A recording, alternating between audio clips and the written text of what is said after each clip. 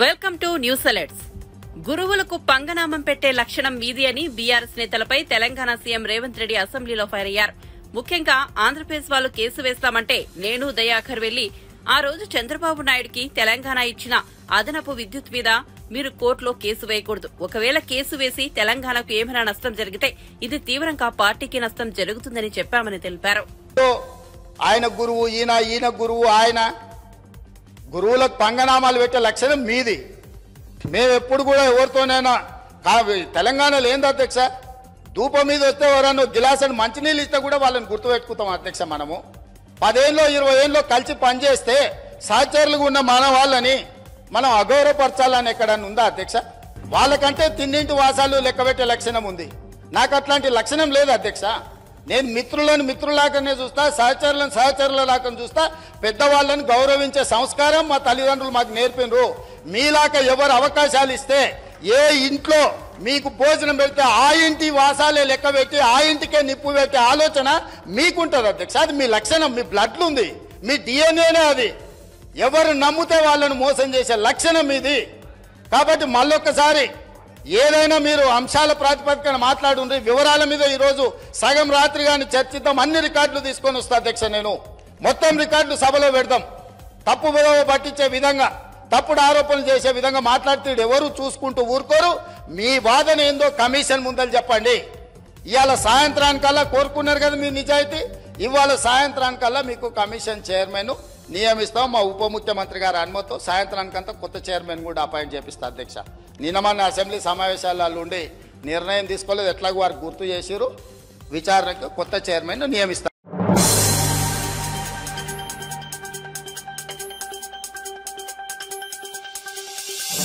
ఏపీలో పేదలు అర్హులైన వారికి ఇళ్ల స్థలాలు ఇచ్చే విషయంలో సీఎం చంద్రబాబు కీలక నిర్ణయం తీసుకున్నారు. కొత్త లబ్దిదారులకు గ్రామీణ ప్రాంతంలో 3 సెంట్లు, పట్టణాల్లో 2 సెంట్లు స్థలం కేటాయించాలని నిర్ణయించారు. ఈ విషయాన్ని గృహ నిర్మాణ శాఖ మంత్రి కొలుసు పార్థసారథి తెలిపారు. గృహ నిర్మాణ శాఖపై సోమవారం సీఎం చంద్రబాబు సమీక్ష నిర్వహించారు. ఈ సమావేశంలో ఆ శాఖ మంత్రి కొలుసు పార్థసారథి కూడా పాల్గొన్నారు. గత ప్రభుత్వం ఇళ్ల పట్టాల కోసం భూసేకరణ జరిపే లేఅవుట్లు వేయని స్థలాల్లోనూ పేదలకు 3 సెంట్ల ఇళ్ల స్థలం ఇవ్వాలని చంద్రబాబు నిర్ణయించారు. దీంతో చంద్రబాబు ఎన్నికల్లో ఇచ్చిన హామీని నిలబెట్టుకునే ప్రయత్నం చేస్తున్నట్లు తెలిపారు. ఇంకా శాఖ అధికారులకు చంద్రబాబు కీలక ఆదేశాలు, సూచనలు ఇచ్చారు. వచ్చే 100 రోజుల్లో 1.25 లక్షల ఇళ్ల నిర్మాణం పూర్తి చేస్తామని అన్నారు. వచ్చే ఏడాదిలో 8.25 లక్షల ఇళ్ల నిర్మాణం చేపట్టాలని నిర్దేశించారు. కావలసిన ధైర్యాన్ని, స్థైర్యాన్ని ఈరోజు ముఖ్యమంత్రి గారు మా శాఖకి అందించడం జరిగిందని చెప్పేసి వారికి ప్రత్యేకంగా ధన్యవాదాలు తెలియజేస్తూ, మరి ఇప్పటికే ప్రారంభించిన ఇళ్ళన్నింటినీ కూడా వాటిని పూర్తి చేయడానికి తగు చర్యలు తీసుకుంటాం. అంతేకాకుండా ఈ ఏదైతే గత ప్రభుత్వం ఇళ్ల స్థలాలు ఇచ్చిందో అక్కడ ఇన్ఫ్రాస్ట్రక్చర్ గురించి పట్టించుకునే విషయం మీ అందరికీ తెలిసిందే. ఆ ఇన్ఫ్రాస్ట్రక్చర్ గురించి కూడా అవకాశం ఉన్న కేంద్ర ప్రభుత్వ పథకాలని ఆసరా చేసుకుని ఆ ఇన్ఫ్రాస్ట్రక్చర్ని కూడా పూర్తి చేయమని చెప్పేసి ఆదేశాలు ఇవ్వడం జరిగిందని చెప్పేసి మనం చేస్తాను. నేను 2014, 2019లో తెలుగుదేశం ప్రభుత్వం చేపట్టిన గృహ నిర్మాణ పథకాలకి 2019, 2024లో చేపట్టిన గృహ నిర్మాణ పథకాలకి ఒకసారి పోల్చినట్లయితే 2019, 2024 మధ్యలో వైఎస్ఆర్ కాంగ్రెస్ పార్టీ మూలంగా దాదాపు ఈ రాష్ట్రంలో పేదవాళ్ళకి 9 నుంచి 10,000 కోట్ల రూపాయలు నేరుగా ఆర్థిక నష్టం జరిగిందని చెప్పేసి ఈ సందర్భంగా తెలియజేస్తా ఉన్నాను. ఎందుకంటే ఆ రోజు చంద్రబాబు నాయుడు గారి నాయకత్వంలోని తెలుగుదేశం ప్రభుత్వం 2.5 లక్షల రూపాయలు యూనిట్ కాస్ట్గా తీసుకుని 1.5 రూపాయలు కేంద్ర ప్రభుత్వం ఇస్తే 1 లక్ష రూపాయలు అదనంగా మరి తెలుగుదేశం ప్రభుత్వం రాష్ట్ర నిధుల నుంచి ఇచ్చిన విషయాన్ని మీకు జ్ఞాపకం చేస్తా ఉన్నాను.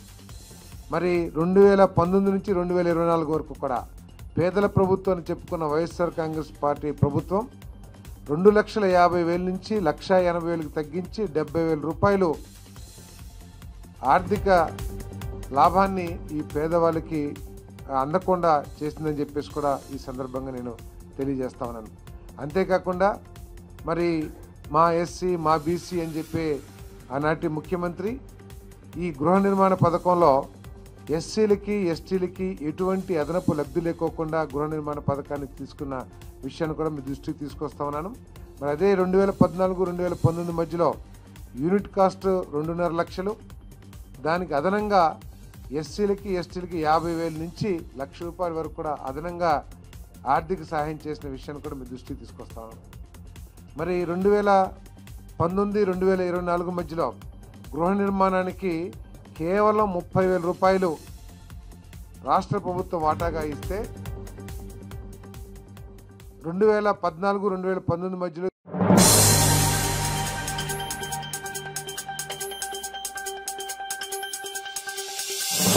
కొత్త పట్టాదారు పాస్ పుస్తకాలను ఆధునిక టెక్నాలజీతో క్యూఆర్ కోడ్ ఉండేలా రూపొందిస్తున్నట్లు మంత్రి అనగాని సత్యప్రసాద్ తెలిపారు.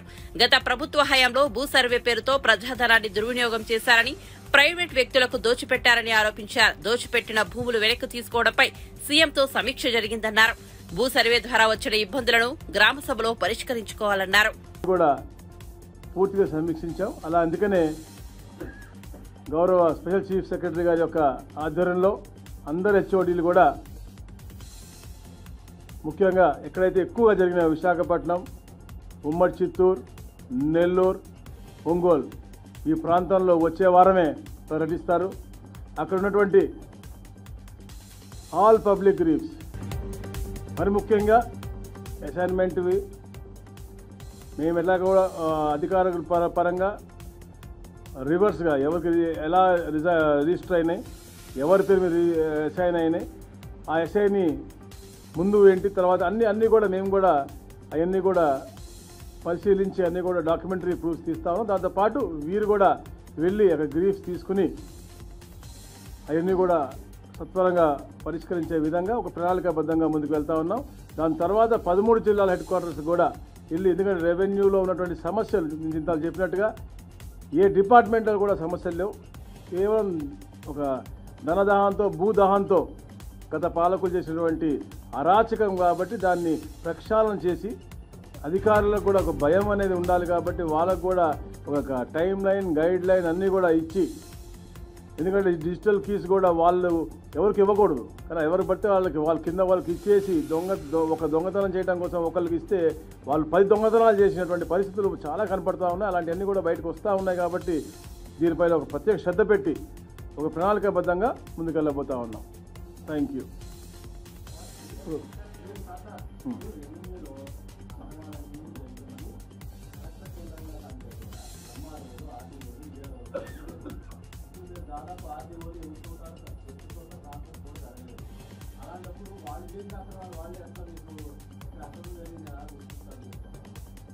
ఇక్కడ ఆర్డీఓ లెవెల్ని ఎక్కడ కూడా మేము పాయింట్ చేయట్లేదు. ఇప్పుడు కూడా సెంట్రలైజ్డ్గా కలెక్టర్స్, ఇప్పుడు అసైన్ భూమి ఉందనుకోండి, ఏది చేసినా కూడా కలెక్టర్ లెవెల్లో అయింది, లేకపోతే సెంట్రల్ వెబ్ ల్యాండ్లోనే అవుతుంది తప్ప ఎక్కడ కూడా కింద స్థాయిలో ఒక ప్రక్రియ ఉంది. 100% విఆర్ఓ చేసిన తర్వాత మీకు తహసీల్దార్ చేస్తారు, తర్వాత ఆర్డీఓ 5% చేస్తారు, దాని తర్వాత ప్రణాళికాబద్ధంగా పైకి వచ్చి ఒక హైరార్కీ మోడల్లోనే చేశారు తప్ప ఎక్కడ కూడా ఇది లేదు.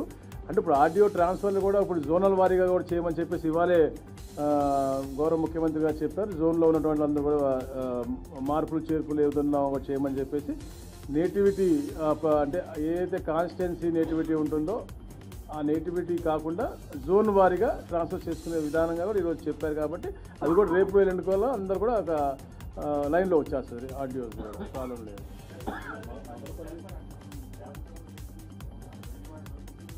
రీసర్వే తప్పకుండా, అంటే ముందు మా ఏదైతే 7,000 విలేజ్ పూర్తిగా అయినాయో దాంట్లో గ్రామ సభలు పెట్టి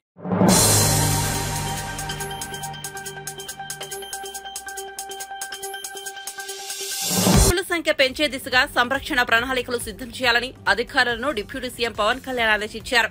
పులుల వేట, స్మగ్లింగ్ పై కఠినంగా వ్యవహరిస్తామని తెలిపారు.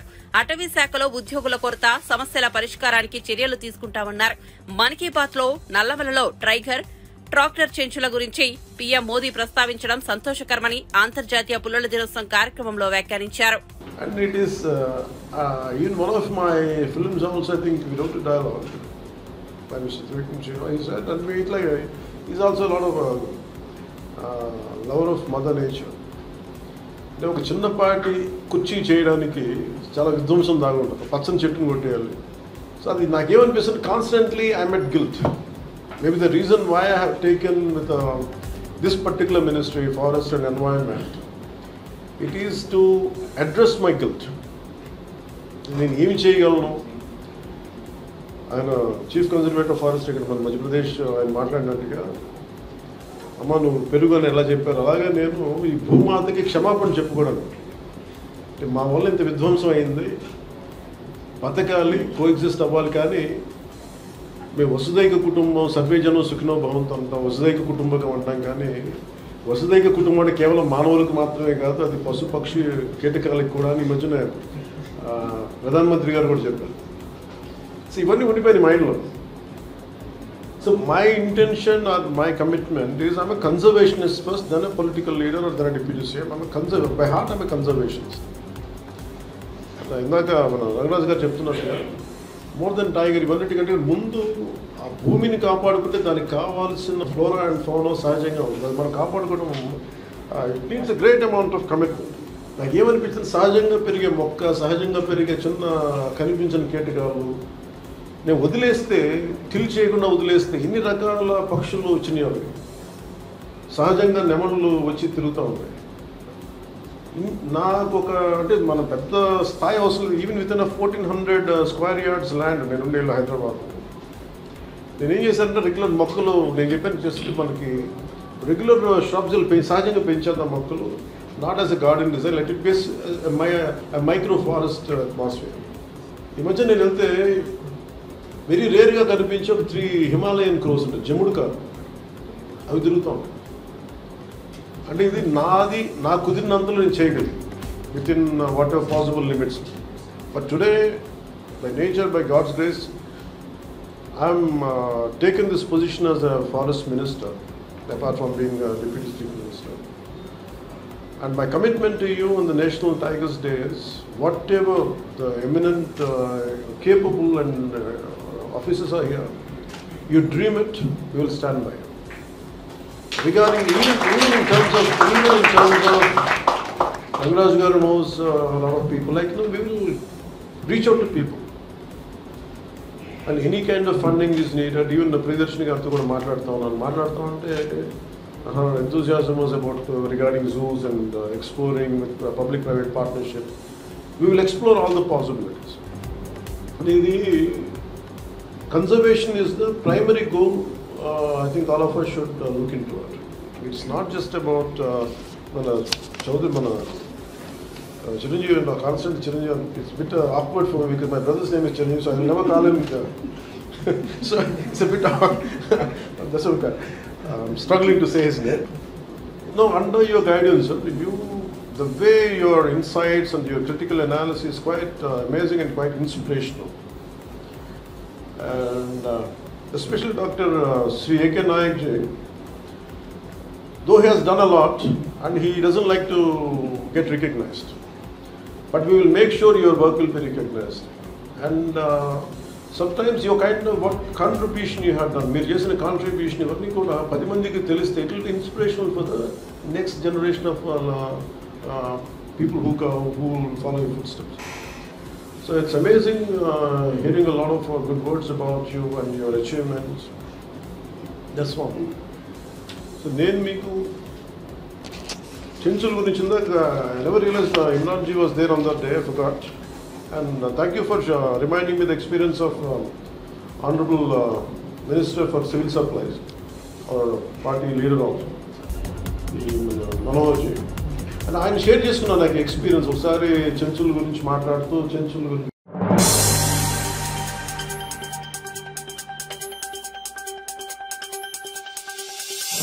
రాజకీయ కక్షలతో తన కుమారుడిపై కేసులు పెట్టి అరెస్టు చేశారని వైసీపీ సీనియర్ నేత చెవిరెడ్డి భాస్కర్ రెడ్డి చేసిన ఆరోపణలపై Chandragiri MLA Pulivarthi Nani strong counter ఇచ్చారు.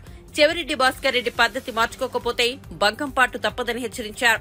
దాడి చేసిన సంఘటనలో పాల్గొన్న వారే ప్రధాన నిందితుడిగా చెవిరెడ్డి మోహిత్ రెడ్డి పేరు చెప్పడం జరిగిందని పులివర్తి నాని తెలిపారు. అందుకే తనపై హత్యాయత్నం కేసులో 37వ నిందితుడిగా మోహిత్ రెడ్డి పేరు చేర్చారని అన్నారు. విదేశాల్లో చదివితే హత్యాయత్నం చేసిన వారిని వదిలేస్తారా అని ప్రశ్నించారు. చట్టాన్ని తన చేతిలో తీసుకుని శిక్షించడానికి, తప్పుడు కేసులు పెట్టడానికి తాను 2 నెలలు ఎదురు చూడాల్సిన అవసరం లేదని హెచ్చరించారు. దానికి కారణం 14వ తారీఖు నా పైన దాడి అత్యాయత్నం జరిగిన రోజు నేను ఇచ్చిన కంప్లైంట్లో A1 Chevireddy Bhaskar Reddy, A2 Chevireddy Mohit Reddy, A3 Chevireddy Raghunath Reddy, A4 బానని ఇచ్చా. ఆ రోజే ఇచ్చా 14వ తారీఖు. ఆ రోజు నీ ప్రభుత్వం ఉంది. ఆ రోజు నువ్వు ఇచ్చినటువంటి పోలీస్ అధికారులు ఉన్నారు. ఆ రోజు నీ కన్ను సన్నంలో నడుస్తున్న అధికార యంత్రాంగం అంతా ఉంది. అది నీకు తెలుసు. నేను ఈరోజు ఇలా ఆ రోజు నీకున్న అధికార యంత్రాంగం సపోర్ట్తో ఆ రోజు ఎఫ్ఐఆర్ కట్నీలా నువ్వు. ఈరోజు మీరు అంటున్నారు A37 కానీ ఆ ఎఫ్ఐఆర్ నేను ఇచ్చినటువంటి కేసుకు సంబంధించిన దీంట్లో చూస్తే ఎవరి పేర్లు ఇచ్చానో అందరికీ తెలుసు, మీకు కూడా తెలుసు ఆ విషయం. 24 గంటలు తప్పుడు సమాచారాలు, తప్పుడు మాట్లాడేదే ఆ కుటుంబం, మీ కుటుంబం ఆ ప్రవర్తన మానుకోండి. మీరు అంటున్నారు నా కుమారుడు విదేశాల్లో చదివి వచ్చినాడు, అతను అన్యాయంగా కేసులు ఇరిగించినాడని. విదేశాల్లో చదివి వచ్చిన ఒక వ్యక్తి పైన నువ్వు కానీ నీ కుమారుడు కానీ నీ తమ్ముడు కానీ హత్య చేయాలని ఉందా? అంటే హత్య చేసే అంత స్థాయి ఉన్న వ్యక్తి విదేశాల్లో చదివితే ఒకడు వదిలేయాలని ఉందా? ఆలోచించు భాస్కర్ రెడ్డి గారు. ఈరోజు మీరు అంటున్నారు నేను ప్రజల పక్కన ప్రభుత్వం పైన పోరాటానికి సిద్ధం, దేనికైనా సిద్ధం అని. భాస్కర్ రెడ్డి గారు, పోరాటాలకి నేను ఎప్పుడు భయపడను. నేను ఏ విధంగా పోరాటం చేసే ఈరోజు నేను ఈ ఎమ్మెల్యే స్థాయికి వచ్చా. ప్రజల పక్షాన దేనికైనా పోరాడతా. ఈ 57 రోజులు నేను నా యొక్క అధికారాన్ని అడ్డం పెట్టుకుని నేను పోరాడలా. ప్రజల కోసం, ప్రజల సేవ కోసం పోరాడా. ప్రజలకు కావాల్సినటువంటి అవసరాల కోసం, ప్రజలకు కావాల్సిన మౌలిక వసతుల కోసం పోరాడుతున్నాను తప్పించి అధికార యంత్రాంగం తిరుగుతున్నాను కానీ నా స్వయం దీనిపైన ఎప్పుడు తిరగల. నువ్వైతే ఈ 57 రోజులు ఎత్తుకున్నా నీ కుటుంబం, నీ కొడుకు కోసం పోరాడుతున్నావు కేసుల నుంచి తప్పించుకునేదానికి. నువ్వు ఈరోజు అంటున్నావు నీ కొడుకు కోసం ఈరోజు రోడ్డుకు వచ్చావు. అన్యాయంగా 6 మందిని, సంబంధం లేని వ్యక్తిని ఆ రోజున్న పోలీసు అధికారులు కేసులు పెట్టారు. అంత జగమెరిగిన సత్యం. ముఖ్యంగా చంద్రగిరి నియోజకవర్గం కానీ, చంద్రగిరి నియోజకవర్గం ఆరుకున్నటువంటి తిరుపతి నియోజకవర్గం ప్రజలకు అందరికీ తెలుసు. వారి కోసం ఎందుకు పోరాడలా? వారి కోసం పోరాడుంటే నువ్వు నిజాయితీపరుడు అనుకుంటావు.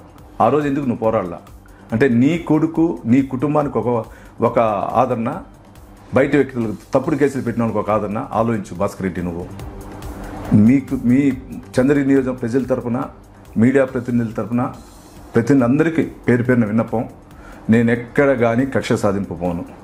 కక్ష సాధింపు అంటే నా దగ్గర ఇంకా 2 బలమైన కేసులు ఉంది. ఆ బలమైన కేసులు ఇస్తే మినిమం అంటే కూడా 1 సంవత్సరం నుంచి 1.5 సంవత్సరం బెయిల్ రాదు. మా కుటుంబాన్ని ఏ విధంగా షాడోలాగా వెంటాడాడో దానికి సంబంధించిన సాక్ష్యాలు కూడా నాకు ఇచ్చేసి వెళ్ళారు కొందరు అధికారులు.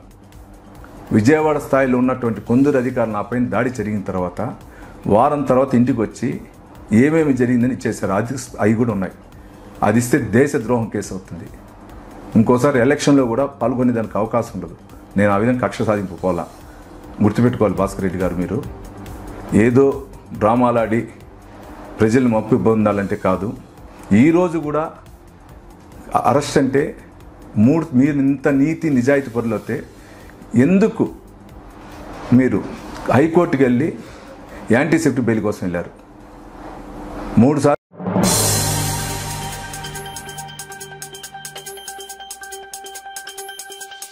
మాజీ మంత్రి పెద్దిరెడ్డి రామచంద్రారెడ్డిపై టీడీపీ నేత బుద్ధ వెంకన్న విరుచుకుపడ్డారు.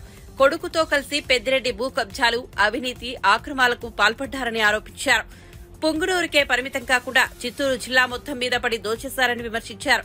చంద్రగిరిని చెవిరెడ్డికి, తిరుపతిని భూమనకు, నగరిని రోజాకు వదిలి మిగతా ప్రాంతాల మొత్తం పెద్దిరెడ్డే దోచుకున్నారని మండిపడ్డారు. విజయవాడలో ఆయన మీడియాతో మాట్లాడుతూ చిత్తూరు జిల్లా వీరప్పనగా పెద్దిరెడ్డికి నామకరణం చేస్తున్నామని ఎద్దేవా చేశారు. కాబట్టి ఇతని ఆస్తులు ఏవి కూడా ఇతని సొంతం కాదు. ఈడీ ఎమ్మెల్యే అతని ఆస్తుల మీద, అతని మీద ఇచ్చినటువంటి ప్రజా ఫిర్యాదులు ఏవైతే ఉన్నాయో వాటిని సుమోటోగా తీసుకొని ఈడీ ఈ చిత్తూరు వీరప్పను ఆస్తులు జప్తు చేయాలి. ఈయన కొన్ని నియోజకవర్గాలు మాత్రం వదిలేశాడు. ఏదంటే చంద్రగిరి చెవిరెడ్డి భాస్కర్ రెడ్డికి, తిరుపతి భువన కరుణాకర్ రెడ్డికి, నగిరి రోజాకి, ఈ ముగ్గురికి ఎదిరించి మిగతా మొత్తం దోచుకున్నాడు. భువన కరుణాకర్ రెడ్డి కొడుకు టీడీఆర్ బాండ్లో పెద్ద కుంభకోణం చేశాడు. ఇక చెవిరెడ్డి భాస్కర్ రెడ్డి కొడుకు గురించి చెప్పాలంటే అంతే లేదు. అక్కడ నాని మీద దాడి చేసి ఆడిని చంపపోవడమే కాకుండా మళ్ళీ అతని మీదే తిరిగి కేసు పెట్టినటువంటి వైను. అలాంటి వ్యక్తులు ఇవాళ రాజకీయాలకి పనికిరారు. ఈ చిత్తూరు వీరప్పన్ని ఆస్తులన్నీ కూడా వెంటనే జప్తు చేయాలి మేము డిమాండ్ చేయడమే కాకుండా, మిథున్ రెడ్డి ఆస్తులు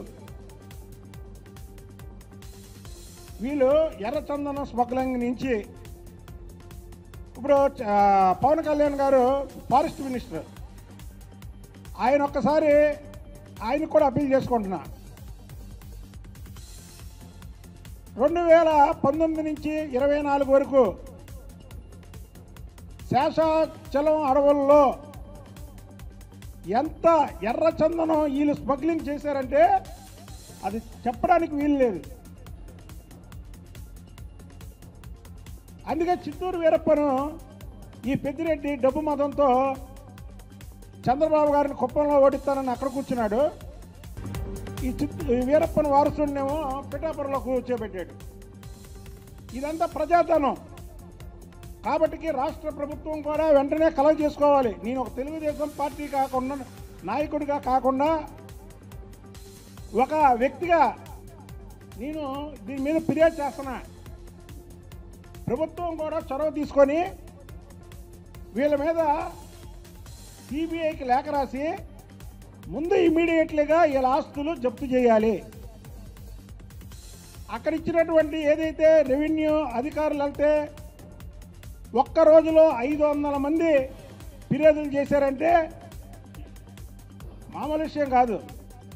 అసలు మదనపల్లి మన రాష్ట్రానికి ఒక ఊటీ లాంటిది. తమిళనాడు ఊటీ ఎలాగో మన రాష్ట్రంలో ఊటీ లాంటిది.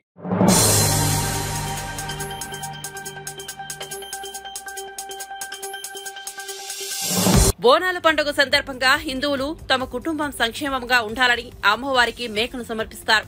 కానీ ఆ మేకను బలి ఇవ్వడం ముస్లింలు చేస్తారని, వారు బలి ఇచ్చే ముందు ఫాతిహా చదివి హలాల్ కోసి ఇస్తారని బీజేపీ ఎమ్మెల్యే రాజాసింగ్ వ్యాఖ్యానించారు. మనం మన అమ్మవారికి ఎంగిలి బలి ఇవ్వకూడదు, హలాల్ ని బహిష్కరణ చేద్దామని బీజేపీ ఎమ్మెల్యే రాజాసింగ్ పిలుపునిచ్చారు. ఈ వ్యాఖ్యలు సంచలనం సృష్టించాయి, విభిన్న ప్రతిస్పందనలను తెచ్చుకున్నాయి.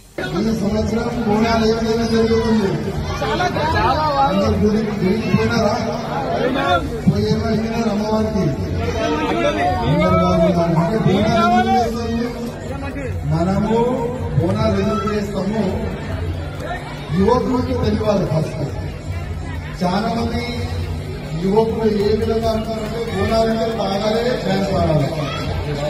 అది కాదు. ఇది మన ధర్మం, ఇది మన సంస్కృతి.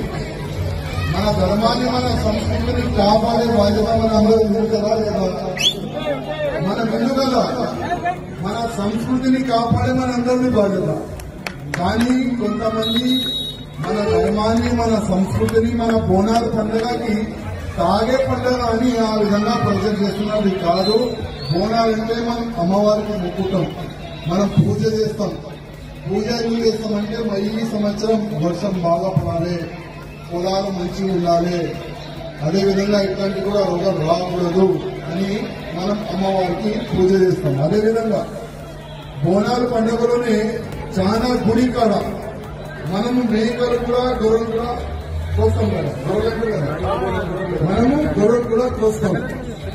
కానీ దురదృష్టం ఏంటంటే చాలా వరకు కోయోళ్ళు ఎవరుంటారు, చాలా మంది ముస్లిం వాళ్ళని పిలుస్తున్నారు కోయిని.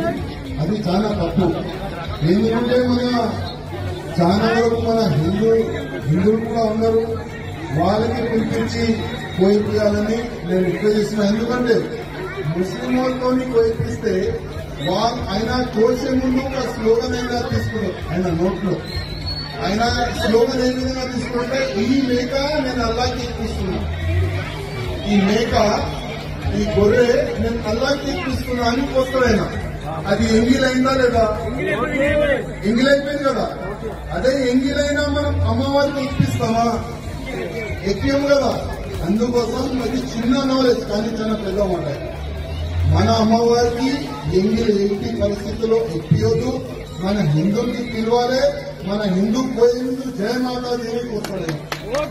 అందుకోసం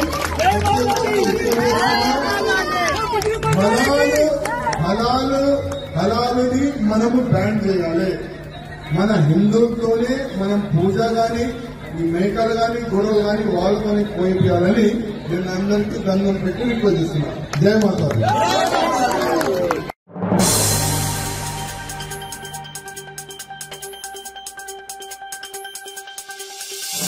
హైదరాబాద్ లో లా అండ్ ఆర్డర్ సమస్య గురించి నిన్న నేను హరీష్ రావు మాట్లాడితే లా అండ్ ఆర్డర్ బాగుంది అని మంత్రి పేర్కొన్నారు. మళ్లీ నిన్న నగరంలో 3 హత్యలు చోటు చేసుకున్నాయి. రాక్స్ఫోర్డ్ పోలీసుల పని నేరస్తులను పట్టుకోవడం కానీ వాళ్లు రాత్రిపూట సామాన్యుల మీద లాఠీచార్జ్ చేస్తున్నారు. హైదరాబాద్ లో పోలీసులు రాత్రిపూట డ్యూటీలు చేస్తూ పగటిపూట పడుకుంటున్నారు. దీంతో హత్యలు పగటిపూట జరుగుతున్నాయని అక్బరుద్దీన్ ఓవైసీ పేర్కొన్నారు. అత్యవసర పరిస్థితుల్లో రాత్రి సమయాల్లో ఆసుపత్రులకు వెళ్తున్న వారిపై పోలీసులు లాఠీలు జురిపిస్తున్నారు. ఐటీ ఉద్యోగుల మీద కూడా పోలీసులు విరుచుకుపడుతున్నారు. హైదరాబాద్ లో ఫ్రెండ్లీ పోలీసింగ్ లేదు. కనిపించిన వారిని కనిపించినట్టే కొడుతున్నారు. క్రిమినల్స్ ను మాత్రం పట్టుకోవడం లేదు, వారిని శిక్షించడం లేదు. గంజాయి డ్రగ్స్ తరలిస్తున్న వారి పట్ల పోలీసులు నిర్లక్ష్యంగా ఉంటున్నారు. సామాన్యులపై మాత్రం జులుం ప్రదర్శిస్తున్నారని ఓవైసీ తెలిపారు. लेकिन हमारी पुलिस और सर ये yesterday I went, मेरे घर से निकल के मैं 11 बजे I had to go attend one marriage. I went sir. 10:30 बजे ओल्ड सिटी में लाठियां बरसाते हैं. पुलिस कमिश्नर्स ऑफिस के सामने नीलोफर होटल और वो शराब की दुकान पूरी जबरदस्त. मैं दावत से जाकर आने के बाद भी 12 बजे तक खुला है. कमिश्नर साहब की आंख बंद है या फिर कमिश्नर साहब के ऑफिस में, वो पुलिस डिपार्टमेंट के ऑफिस में जो भी डिग्निटरीज बड़े आते हैं तो पूरी चाय स्नैक्स और बॉटल्स पूरे वहां से आ रहे बोल के बंद नहीं कर रहे उनको, और गरीब को बंद करते हैं, मारते हैं, पीटते हैं. आपकी आंख के सामने दुकानें खुल रहे हैं और आपको दिखाई नहीं देता. लेकिन पुराने शहर के गरीब लोग घर से बाहर निकलते हैं, आईटी में कॉल सेंटर से घर को वापिस आ रहे हैं तो मार रहे हैं, पीट रहे हैं. ये क्या जुल्म है बताइए आप. मैं आज ये बात कह रहा हूं और ये भी बात कह रहा हूं पैनल स्पीकर साहब, अगर हरीश राव साहब भी मेरे साथ आना चाहते हैं, मैं अपनी तरफ से एक PIL डालने वाला हूं हाई कोर्ट में पुलिस के खिलाफ, उनकी जुल्म और नाइंसाफी के खिलाफ, अगर ये बंद नहीं होगा. If I go to the court is going to question me and ask me, you are a legislature, you are a floor leader of your party, you are a senior legislature, why have you not spoken in the house about this issue? Why have you not brought to the notice of the government? So I have done my duty. If still the government is not going to act upon the atrocities, the negligence and the failure of the police and correct themselves, then I will be forced to go to the court. I'll be forced to go to the court. It's the failure. I'm going to go to the court. और ये हैदराबाद का नाम, हैदराबाद का brand को खराब कर रहे हैं. और मारना पीटना क्या है साहब. आप एक कसूरवार को फांसी पे लटकाइए,